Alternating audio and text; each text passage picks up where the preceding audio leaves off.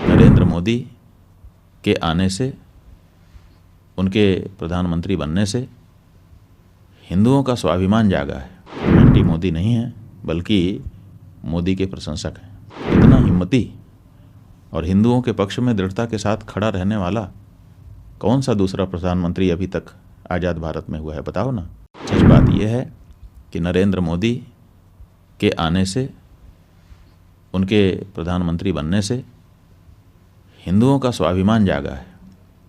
और हिंदुओं का जो स्वाभिमान जागा है, ये कोई छोटी बात नहीं है। कही है कि हम एंटी मोदी नहीं हैं, बल्कि मोदी के प्रशंसक हैं। और इसलिए प्रशंसक हैं क्योंकि इतना हिम्मती और हिंदुओं के पक्ष में दृढ़ता के साथ खड़ा रहने वाला कौन सा दूसरा प्रधानमंत्री अभी तक आज़ाद भारत में हुआ है, बताओ ना।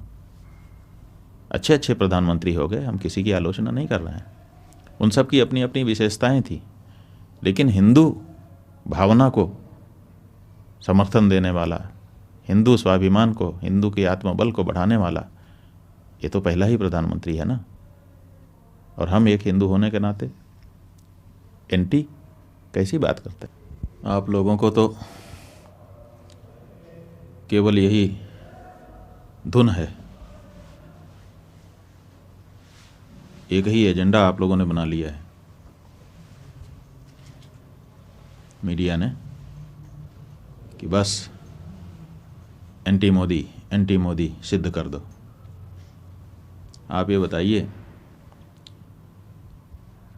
कि जब इन्हीं प्रधानमंत्री के द्वारा, इन्हीं के गृह मंत्री के द्वारा धारा 370 समाप्त की गई, क्या उसका स्वागत हमने नहीं किया?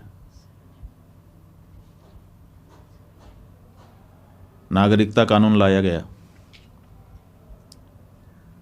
क्या उसके बारे में हम लोगों ने अच्छा नहीं कहा?